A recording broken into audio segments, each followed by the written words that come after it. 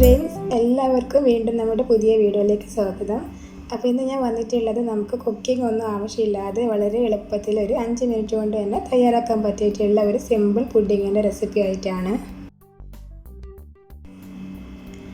അപ്പോൾ നമുക്ക് ഈ ഒരു പുഡിങ് തയ്യാറാക്കാൻ കുറച്ച് ബ്രെഡ് സ്ലൈസ് വേണം. അപ്പോൾ ഓരോ ബ്രെഡ് സ്ലൈസ് ഞാനിവിടെ ഒരു 2 പീസാക്കിയിട്ട് കട്ട് ചെയ്തെടുത്തിട്ടുണ്ട്.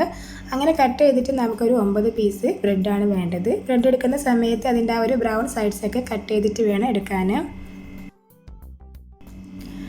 നെക്സ്റ്റ് നമുക്ക് വേണ്ടത് ഒരു 1/2 കപ്പോളം പാലാണ്. അപ്പോൾ പാലെടുക്കുന്ന സമയത്ത് ഒട്ടും തന്നെ ചൂടില്ലാത്ത പാൽ വേണം എടുക്കാൻ. നമുക്ക് റൂം ടെമ്പറേച്ചറിലുള്ള പാലെടുക്കാം. അതല്ലാന്നുണ്ടെങ്കിൽ ഫ്രിഡ്ജിൽ നിന്നൊക്കെ ഡയറക്റ്റ് ആയിട്ട് എടുത്തിട്ട് അതുപോലൊക്കെ ഉപയോഗിക്കാം. ഒരിക്കലും ഒരു ഇളം ചൂടുള്ള പാൽ പോലും നമ്മളൊരു റെസിപ്പിക്ക് എടുക്കരുത്.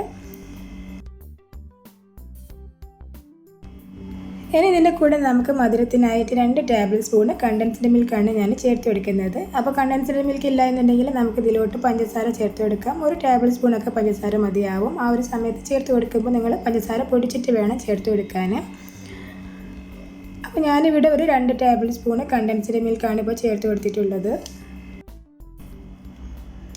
നെക്സ്റ്റ് ഞാനിതിലോട്ട് ചേർത്ത് കൊടുക്കുന്നത് 1 ടീസ്പൂൺ അളവിൽ സ്ട്രോബെറിയുടെ സിറപ്പാണ്. ഈ ഒരു സിറപ്പിന് പകരം നമുക്ക് എസൻസ് വേണമെങ്കിൽ യൂസ് ചെയ്യാം കേട്ടോ. അപ്പോൾ എസൻസ് ചേർക്കുന്ന സമയത്ത് നമുക്ക് വളരെ കുറച്ച് മാത്രം ചേർത്ത് കൊടുത്താൽ മതി. 1-2 ഡ്രോപ്സ് തന്നെ ധാരാളമാണ്. അപ്പോൾ ഞാനിപ്പോൾ സിറപ്പ് ആയതുകൊണ്ടാണ് ഇപ്പോൾ വലിയൊരു സ്പൂൺ ഇതിലേക്ക് ആഡ് ചെയ്ത് കൊടുക്കുന്നത്. ഇനി ഇത് മൂന്നും കൂടെ നല്ല പോലെ ഒന്ന് മിക്സ് ചെയ്തെടുക്കാം.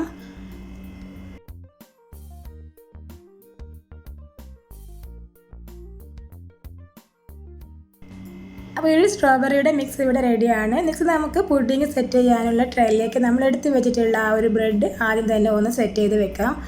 അപ്പോൾ നമ്മൾ കട്ട് ചെയ്ത് മാറ്റി വെച്ചിട്ടുള്ള ബ്രെഡ് ഇതുപോലെ നമ്മുടെ ആ ഒരു സ്ട്രോബെറിയുടെയും മിൽക്കിൻ്റെയും മിക്സിൽ ജസ്റ്റ് ഒന്ന് ഡിപ്പ് ചെയ്തിട്ട് നമുക്ക് താഴത്തെ ലെയറായിട്ട് ഒന്ന് ഫസ്റ്റ് തന്നെ അത് സെറ്റ് ചെയ്ത് വെക്കാം.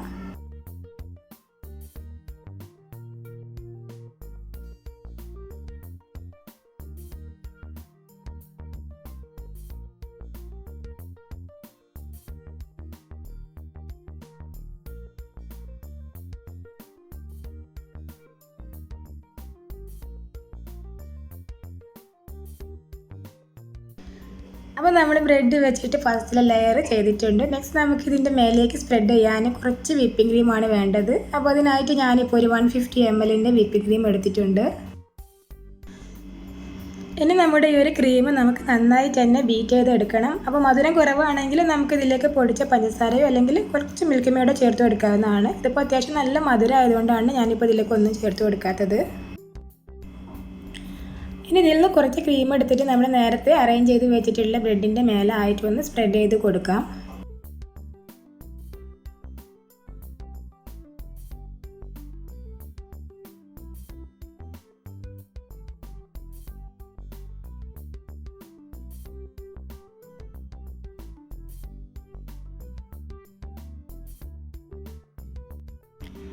അപ്പോൾ ഇതാ നമ്മുടെ വിപ്പിംഗ് ക്രീമൊക്കെ ഞാൻ നന്നായിട്ട് ഒന്ന് സ്പ്രെഡ് ചെയ്ത് കൊടുത്തിട്ടുണ്ട് കേട്ടോ.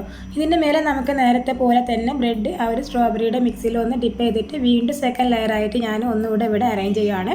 അതിൻ്റെ മേലെ ആയിട്ട് കുറച്ചുകൂടെ ക്രീം അപ്ലൈ ചെയ്ത് കൊടുക്കുന്നുണ്ട്. ഇതുപോലെ തന്നെ നമുക്ക് മൂന്നാമത്തെ ലെയറായിട്ട് ബാക്കിയുള്ള ആ ഒരു 3 പീസ് ബ്രെഡും ആ ഒരു സ്ട്രോബെറിയുടെയും മിൽക്കിൻ്റെയും ഒക്കെ മിക്സിൽ ഡിപ്പ് ചെയ്തിട്ട് വീണ്ടും അറേഞ്ച് ചെയ്ത് കൊടുക്കാം. പിന്നെ ബാക്കിയുള്ള ക്രീം അതിൻ്റെ ടോപ്പിലായിട്ട് ഒന്ന് സ്പ്രെഡ് ചെയ്ത് കൊടുക്കാം. അതല്ലാന്നുണ്ടെങ്കിൽ നിങ്ങൾക്ക് ഈ ഒരു 2 ലെയറിൽ തന്നെ മതിയെന്നുണ്ടെങ്കിൽ ഇത്രയും ചെയ്ത് കൊടുത്താൽ മതി. അപ്പോൾ ഞാനൊരു 9 സ്ലൈസ് ബ്രെഡ് എടുത്തത് കൊണ്ട് തന്നെ ഇപ്പോൾ ഒരു 3 ലെയറാക്കിയിട്ടാണ് ഇത് ചെയ്യുന്നത്.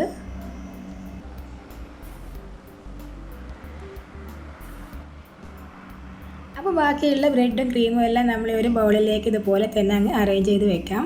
അതിനുശേഷം നമുക്കിത് ചെറുതായിട്ടൊന്ന് ഡെക്കറേറ്റ് ചെയ്യണം. അപ്പോൾ പുഡിങ്ങൊക്കെ ആവുന്ന സമയത്ത് ചെറുതായിട്ടൊന്ന് ഡെക്കറേറ്റ് ചെയ്യുകയാണെങ്കിൽ കാണാനൊക്കെ നല്ല ഒരു ഭംഗിയാണ്. അപ്പോൾ എൻ്റെ കയ്യിലുള്ള ആ ഒരു സ്ട്രോബെറിയുടെ സിറപ്പ് കൊണ്ട് തന്നെ ഞാനിപ്പോൾ ചെറുതായിട്ടൊന്ന് ഡെക്കറേറ്റ് ചെയ്യുകയാണ്. അപ്പോൾ നിങ്ങൾക്ക് വേണമെങ്കിൽ കുറച്ച് നട്ട്സൊക്കെ പൊടിച്ചിട്ട് അതിൻ്റെ മേലേക്ക് ഡെക്കറേറ്റ് ചെയ്യാൻ അങ്ങനെ എടുക്കാം. അപ്പോൾ ഇഷ്ടമുള്ള രീതിയിലൊക്കെ നമുക്ക് ഡെക്കറേറ്റ് ചെയ്യാം. ഇനി ഏതല്ലാന്നുണ്ടെങ്കിൽ കുറച്ച് ചെറീസൊക്കെ കട്ട് ചെയ്തിട്ട് അങ്ങനെയും ചെയ്യാവുന്നതാണ്.